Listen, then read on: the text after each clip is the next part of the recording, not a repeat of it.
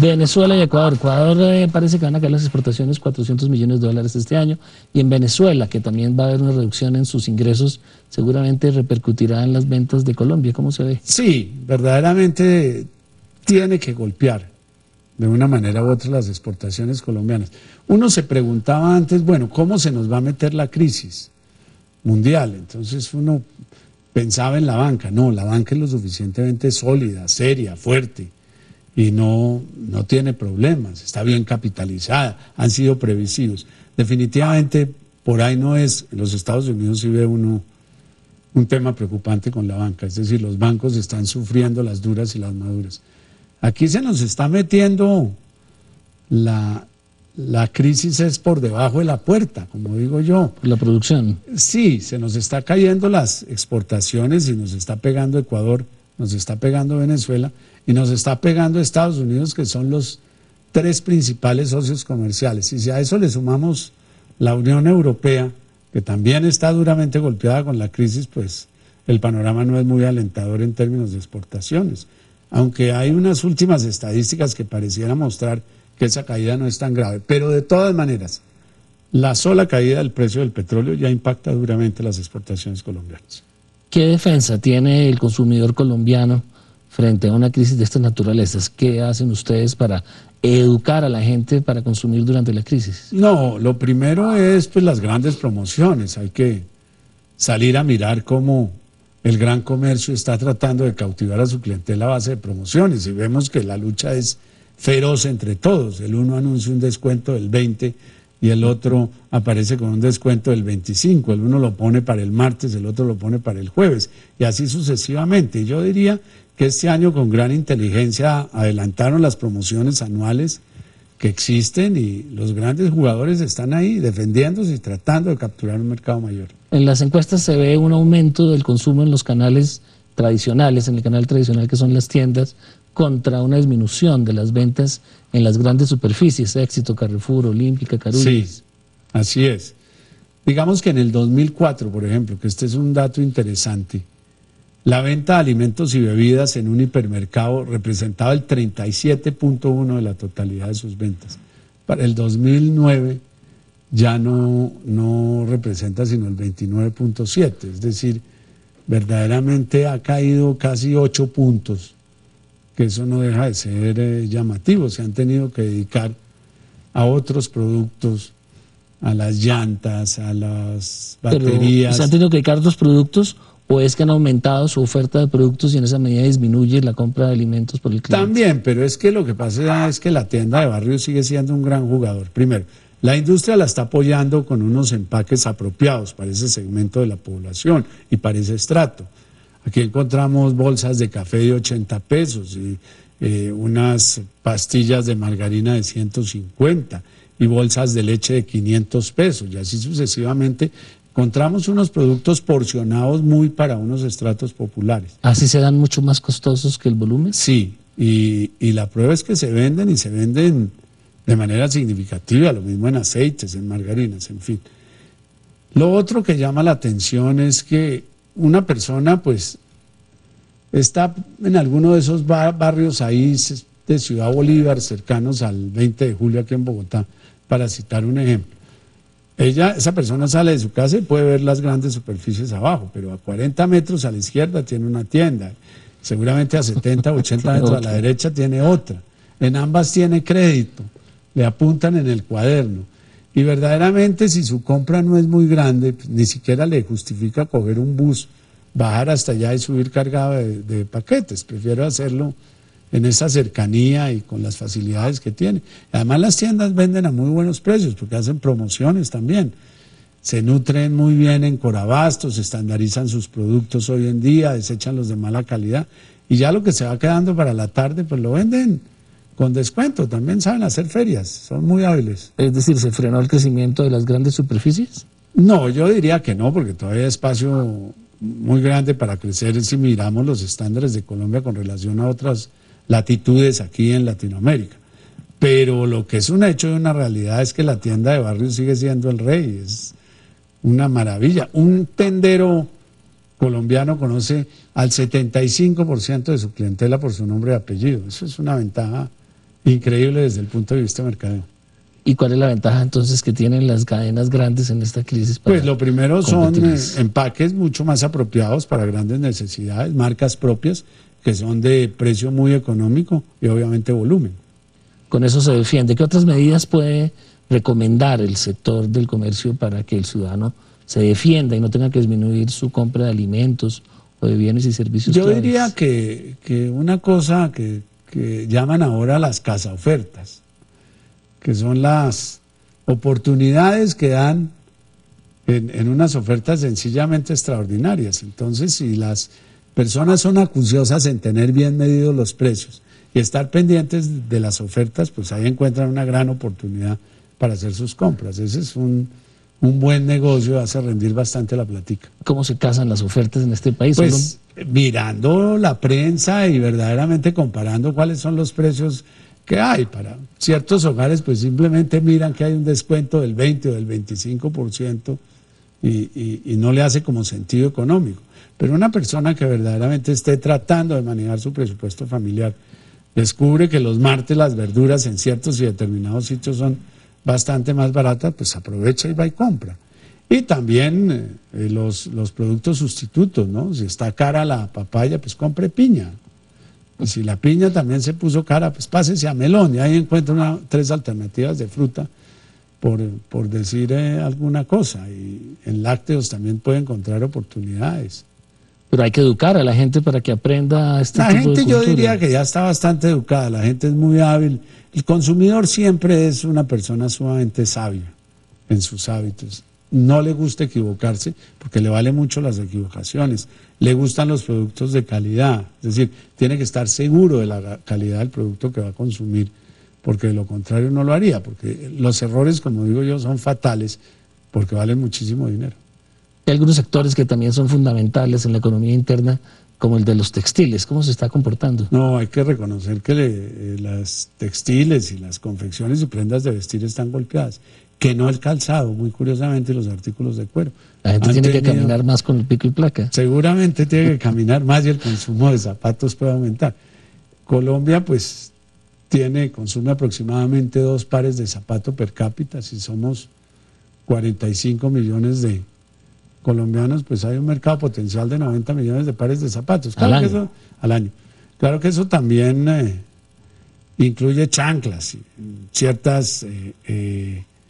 cierto calzado que es muy propio de las zonas cálidas, ¿no? Nadie se va a poner un zapato en cuero seguramente en Cartagena, sino que usa un zapato diferente, o en Melgar, para poner un clima bien ardiente. Entonces se mantiene el calzado y las confecciones textileras golpeadas. Ha caído mucho la industria y obviamente también ha caído el comercio. Ahí sí no hay una defensa clara. No, ahí no hay una defensa clara y la situación se pone más compleja ahora que Colombia perdió ese panel en la Organización Mundial de Comercio porque tenía unas medidas restrictivas a la importación de textiles y confecciones, restricción de puertos y de países de origen, y ese panel se perdió. Vamos a ver qué hace el gobierno. ¿Qué otros sectores están afectados? Flores, por ejemplo. El sector floricultor, yo diría pues que ha salido de esa crisis del dólar de 1.700 pesos, y eso es bueno.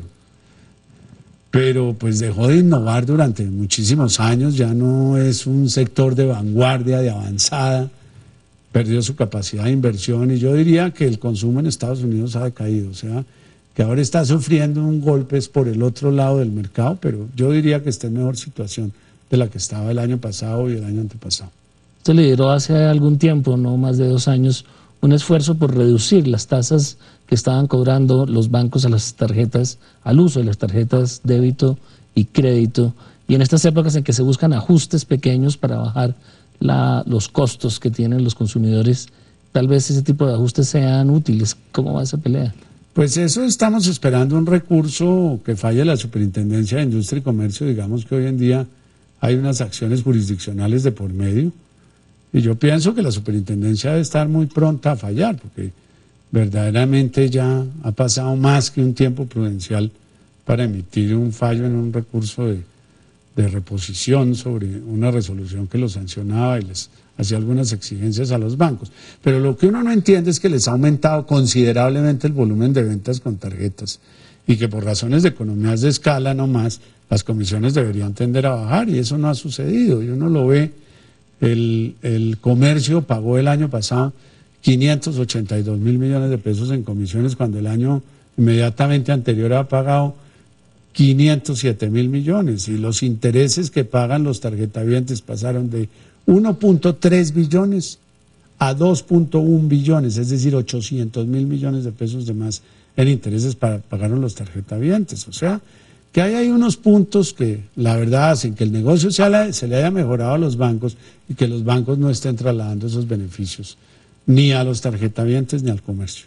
En promedio, el comercio, ¿cuánto está pagando por el uso de esas tarjetas? El cierre del año pasado dio en promedio 3.21, que es una comisión altísima, porque 3.21 es la media ponderada, pero hay gente que está en el 7%. Yo digo, lo que hay es que acercar la gente a la media, porque lo que duele mucho es que los chiquitos sigan pagando comisiones del 6.8, del 6%, porque no tienen la capacidad de pago. Ahora, eso se compensa en parte con grandes superficies que tienen unas comisiones abiertamente menores, pero los chiquitos son los golpeados y por ellos hay que continuar dando la batalla. Estamos pendientes de ese recurso y de ver cuál es la posición del gobierno sobre las garantías que están actualmente vigentes. Porque es tan difícil ese debate si es natural, como ocurre en todo el mundo, que esas tasas bajen, porque una vez aplicada la tecnología, los costos que tienen son elementales. La verdad, porque tienen una minita de plata, no es otra la explicación. Ahí acaba de ver usted, Ramón, el presidente Obama, cómo puso en cintura a los bancos con el tema de las tarjetas de crédito, sino con amenazas de intervención del mercado, de regular el mercado, más que de intervenirlo. Aquí tiene que haber, si no hay la suficiente competencia, tendría que haber una regulación como yo lo he venido solicitando. En el sector de alimentos, ¿usted habló de una reducción en las grandes superficies en el volumen de ventas o solamente en las cifras finales por precio? No, finalmente pues es una combinación de unidades y precio. Ambas cosas se dan. En algunos, pues como esto es en términos reales, uno tiene que vivir descontando la inflación, ¿no? Y se acusan caídas no significativas, pero sí hay una caída en las ventas de grandes superficies. En comidas.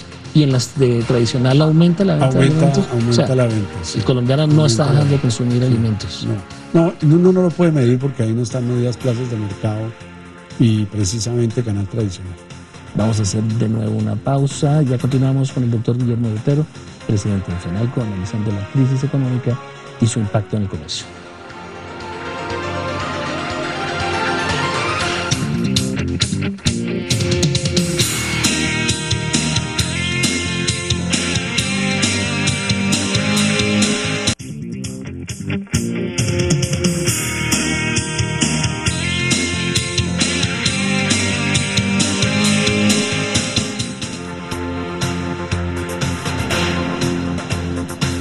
Continuamos con el presidente de FENALCO, el doctor Guillermo Botero, analizando la crisis económica y su impacto en el comercio.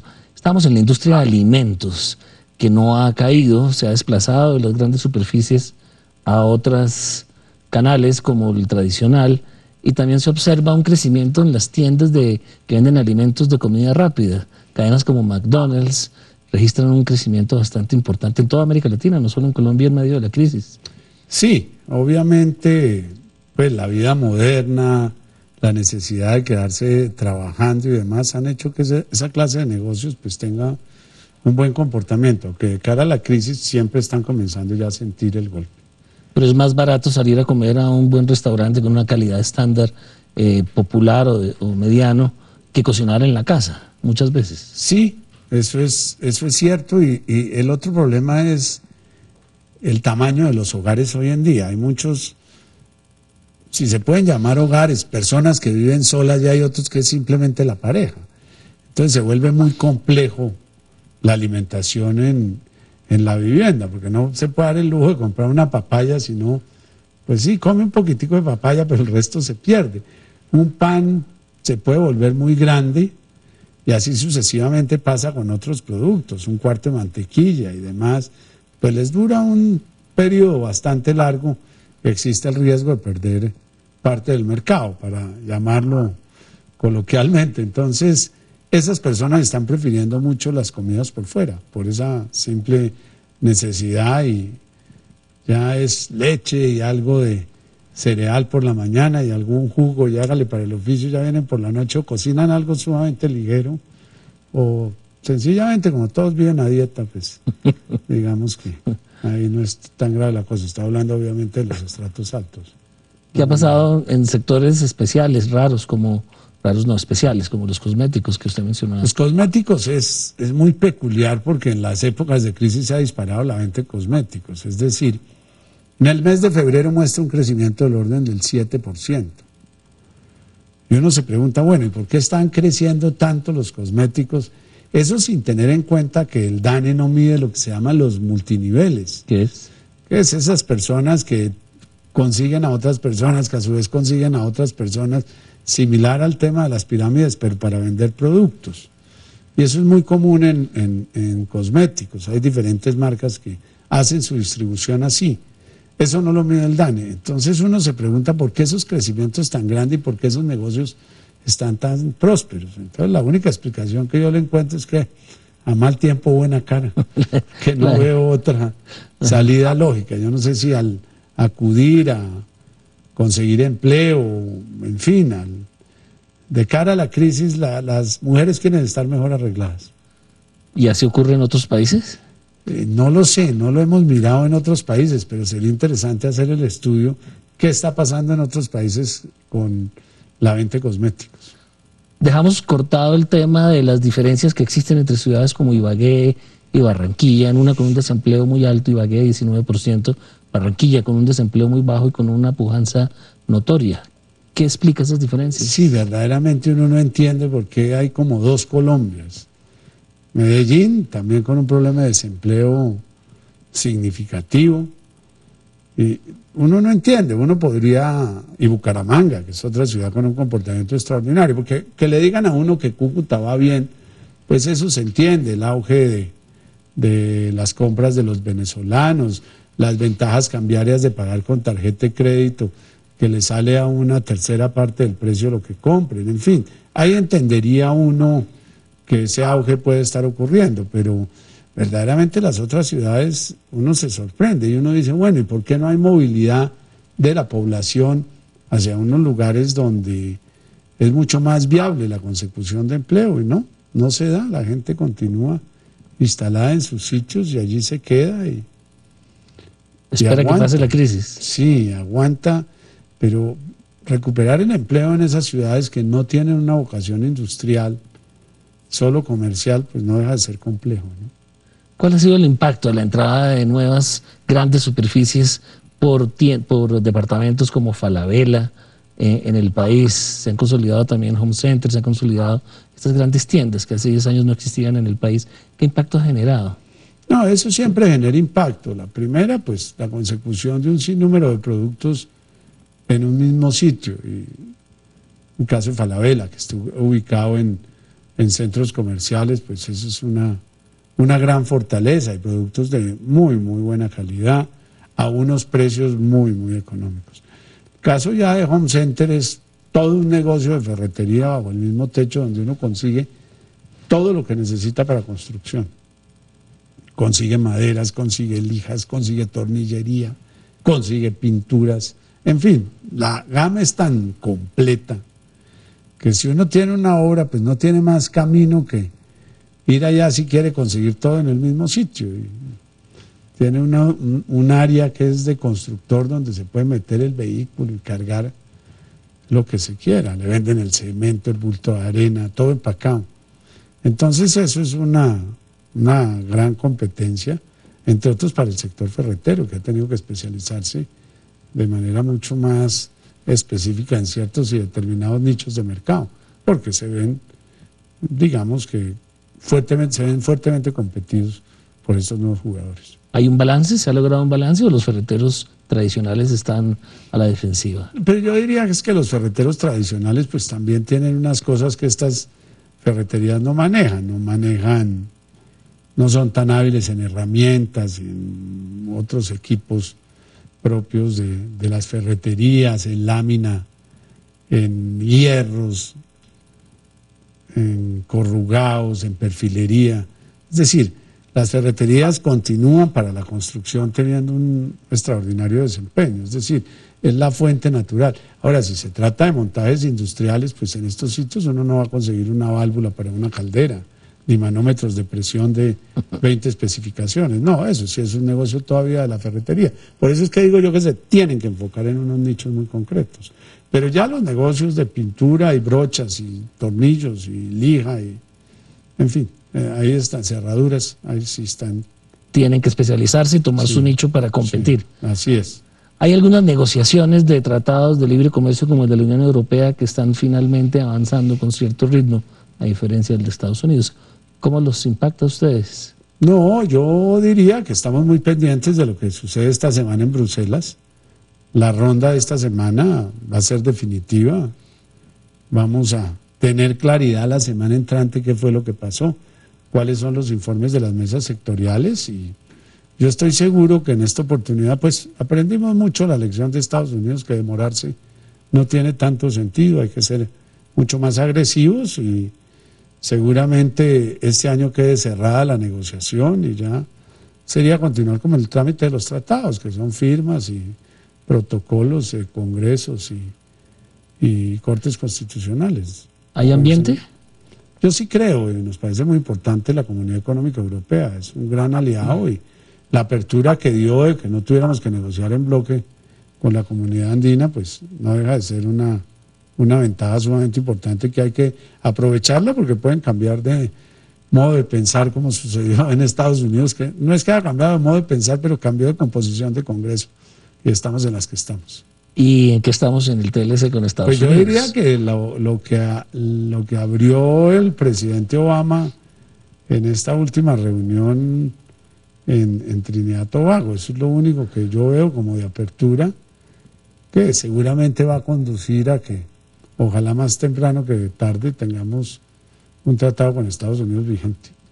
En los medios norteamericanos y en los círculos de Washington no se tiene la misma apreciación que se tiene en Colombia de que hubo una apertura por parte del presidente Obama hacia el TLC, y por el contrario insisten en que las condiciones de que impusieron o que quieren imponer para cambiar y aprobar el TLC se mantienen vigentes.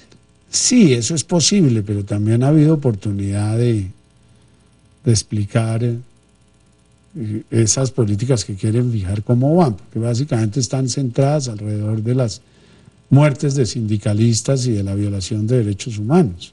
Yo diría que en eso cada vez se está construyendo una argumentación mucho más sólida, cómo van las condenas, en qué van las investigaciones, cuáles son los jueces que tienen a cargo, qué ha sucedido, cómo no es una política de Estado, ni la violación de derechos humanos, ni la muerte de sindicalistas, son fuerzas oscuras que aparecen en los países, y delincuencia.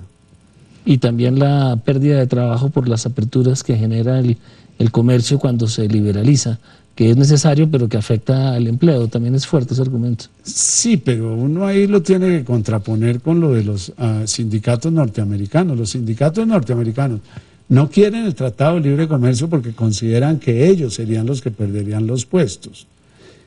Y eso suena lógico, que sean ellos y no nosotros, porque el costo de la mano de obra colombiana, primero, es abiertamente inferior, pero lo segundo es de muy buena calidad.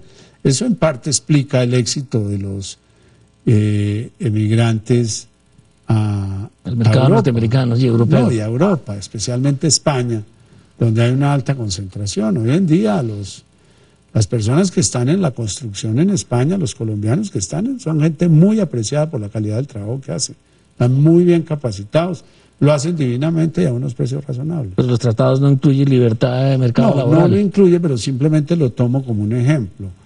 Verdaderamente la mano de obra colombiana, pues miremoslo, un salario, incluidas prestaciones sociales, un salario mínimo, pues debe estar del orden de 800 a 900.000 pesos mensuales, que eso son alrededor de $400, mientras que una hora al salario mínimo creo que ya está cercano a los $8 en los Estados Unidos. Una diferencia del cielo a la tierra. No, pues absolutamente inalcanzable. Entonces, claro, ellos sí ven muy amenazado su mercado laboral, nosotros no, yo diría que no. ¿Cómo se beneficia el comercio en la eventualidad de la aprobación de estos dos tratados? Es que las importaciones y las exportaciones siempre requieren de un canal comercial para hacer llegar el producto al consumidor final. Si no existe esa persona que sirva de último eslabón de la cadena, pues sencillamente los negocios no se dan. Y ahí, tanto en importaciones provenientes de Estados Unidos como en exportaciones hacia los Estados Unidos, allí siempre estará el comercio. Y siempre estará precisamente para vender, para servir de trader. Puede que aumenten los productos importados que se van a los canales tradicionales, pero también puede que disminuyan los nacionales. Yo diría que Colombia ha mantenido casi que una constante en las importaciones de productos terminados que están muy alrededor del 19 o 20% del total de productos importados. Lo demás son productos de tecnología, bienes de capital y materias primas. Ese es el otro 80%. Pero si uno revisa los últimos 5 años, encuentra uno que los bienes de consumo importados están entre el 18 y el 20%. Nunca ha pasado el 20%. ¿No caerán los impuestos de importación lo suficiente como para van a seguir cayendo porque la tendencia en el mundo es que los aranceles vayan desapareciendo paulatinamente. El mundo está globalizado y demás. Y sí, ahí hay un riesgo con China, que es capaz de producir a unos precios bastante cómodos y muy competitivos. Pero también es cierto que si usted quiere pedir en este momento, abril, un pedido para octubre o noviembre, ya está tarde. En cambio, aquí en la industria no tiene ningún problema, o comprando en los países vecinos tampoco. La infraestructura, la logística, la parte de transporte que sigue muy atrasada en el país, las inversiones han sido muy precarias, ¿no colocarían, en el caso de aprobarse esos tratados, en desventaja a los productores nacionales y al comercio? Sí, hay temas complejos, pero yo diría que se están superando. Ya prácticamente va a ser una realidad la doble calzada Bogotá-Buenaventura con conexión a Cúcuta. Es decir, casi que tenemos Cúcuta-Buenaventura conectado con doble calzada. Digo en proyecto, ¿no? Obviamente que no está, pero uno va Bogotá-Tunja y avanza vertiginosamente. Bogotá-Girardó. Girardó-Ibagué, que aunque no se ve mucho, llevan 9 meses de adelantada la obra, el mejoramiento de la zona de la línea, y bueno, el túnel primero ya quedó construido, el otro quedó licitado, y se adelanta de ahí hacia adelante pues un sinnúmero de mejoramientos en las vías hasta llegar en doble calzada a Buenaventura. Eso ya es un progreso.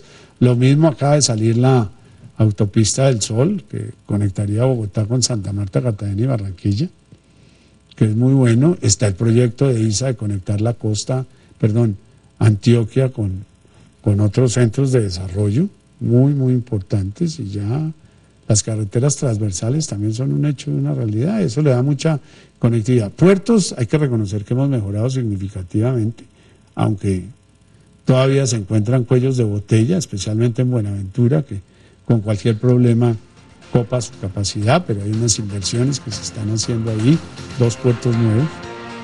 Entonces, digamos que en ese sentido hay un mejoramiento, y bueno, los puertos que conocimos cuando salió la ley primera a la fecha nada tienen que ver, eso es una maravilla. Esperamos que esa infraestructura esté antes de que los tratados de libre comercio entren en vigencia para que el país sea competitivo. Ya continuamos en la consulta con el presidente de FENALCO.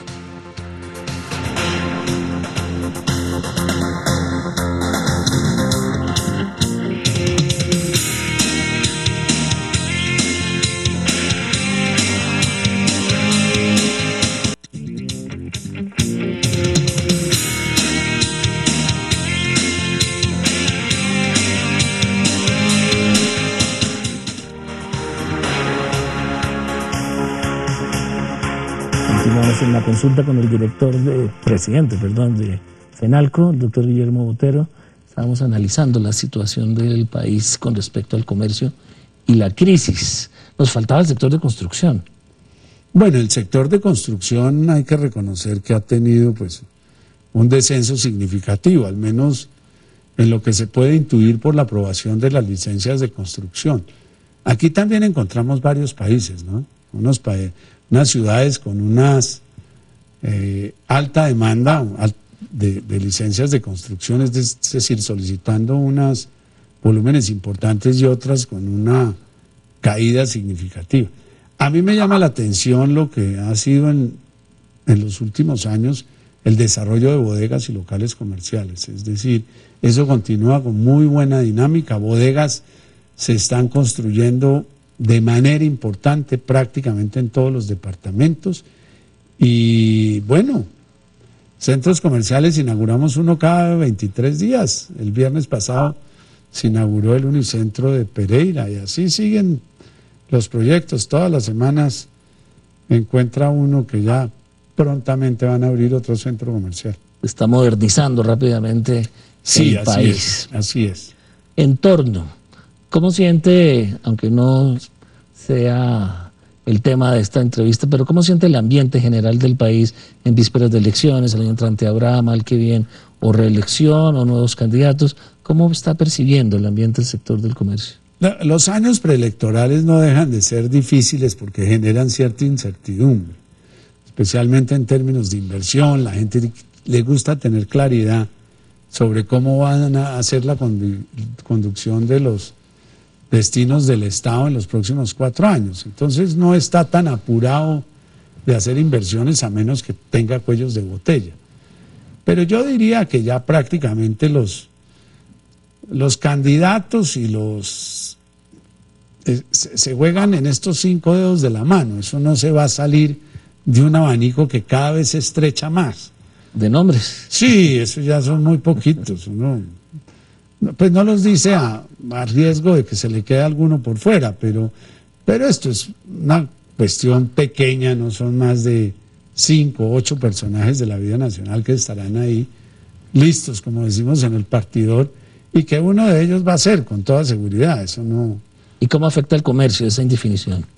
Yo diría que lo afecta más la crisis que propiamente las expectativas de tipo político, ¿no? Y más que la crisis, porque a Colombia no ha llegado una crisis como la que llegó a los Estados Unidos, donde todas las compañías están perdiendo valor, la propiedad raíz perdiendo valor, es decir, la gente desacumulando riqueza. Eso no nos ha sucedido a nosotros. Nosotros tenemos una situación más bien de recesión que es, yo pienso que superable, sin que haya necesidad de salir a financiar empresas, porque aquí las empresas no se han quebrado. Puede que estén sufriendo y se estén viendo golpeadas en sus balances. Pero yo diría que esas expectativas, pues lo que trae es un decrecimiento en la demanda y una menor actividad económica, pero no a un punto tal que afecte significativamente. Pero va a reducir los ingresos del Estado por la menor tributación y eso va a generar posiblemente o una nueva reforma tributaria o extraer los impuestos de alguna parte. Sí, pero digamos que es la depresión, los recaudos han venido teniendo un extraordinario comportamiento. También era previsible que eso no continuara así. Es que siempre hay que creerle a los ciclos económicos, Ramón. Los ciclos económicos existen, se producen y por más que uno quiera decir que no, a unos grandes crecimientos luego vienen unas épocas tranquilas y seguramente unos decrecimientos para luego nuevamente tomar una dirección ascendente. Y eso es lo que está sucediendo, ¿no? Estamos en una época donde está habiendo depresión, van 2 trimestres malos, un semestre malo. Pero no le preocupa. No, claro que nos preocupa, pero yo tengo la convicción de que el segundo semestre va a ser mejor que este primero. O sea que las compañías que logren pasar el primer semestre con un relativo buen balance tienen prácticamente asegurado el año. No va a ser nunca un año como 2007, como 2008, como 2006, pero va a ser un año aceptable, pienso yo. ¿Y en qué basan sus convicciones de que el segundo semestre va a ser más positivo? Es que históricamente es así. El segundo, porque hay mayor actividad económica, es la Navidad y todos los demás. En algunos sectores las ventas navideñas pueden representar el 40% de las ventas del año. Estoy refiriéndome a juguetería, bicicletería, en fin, hay unos sectores muy puntuales. Joyerías puede representar un 25%. En fin, ahí hay un buen auge comercial. Y esa preparación para la temporada decembrina también genera toda una actividad, porque eso no viene solo diciembre, viene en noviembre. Y en septiembre tenemos Día del Amor y la Amistad, siempre hay movimientos, se mueve. Lo veo usted muy optimista, seguramente algunos analistas lo criticarán como criticaron al gobierno hace algunos meses por decir que aquí no entraba la crisis con la fuerza que ha entrado en otros países. Lo veo en esa misma línea optimista, va a ser sujeto de críticas. Es que verdaderamente cuando miro las cifras del comercio, yo reconozco que hay un decrecimiento, pero no es un decrecimiento de esos, como uno dice coloquialmente, quedamos en la olla, no. Hay espacio de maniobra y nos podemos mover en él. Entonces, eso es lo que le da a uno confianza y por eso se vuelve uno atrevido en estos planteamientos. La actividad crediticia del país, que también afecta al comercio, se ha visto un poco restringida, se ve a los bancos, aunque estén bien muy cuidadosos en el otorgamiento de créditos y en la cartera. El consumo de hogares, el crédito para consumo de hogares es un hecho, una realidad que ha caído. Eso es así. Pero ya los créditos comerciales, los que piden las empresas, no han tenido descenso. Han tenido un menor crecimiento, pero continúan creciendo. O sea que ahí hay un buen síntoma de la actividad económica. Es decir, los empresarios continúan endeudándose y los bancos les están prestando. Ya el consumidor como tal sí ha tenido un decrecimiento, lo han golpeado, pues las tasas de interés que están bajando, pero lo golpearon en su momento, le quitó ingreso para dedicarlo a otras compras, bienes de consumo, entonces están con cautela, eso está cayendo. Doctor Guillermo Botero, presidente FENALCO, muchísimas gracias por acompañarnos en la consulta. Ha sido un recorrido por el mundo del comercio muy importante para actualizarnos frente a la crisis económica. Muchas gracias. A usted, doctor Jimeno, por la invitación.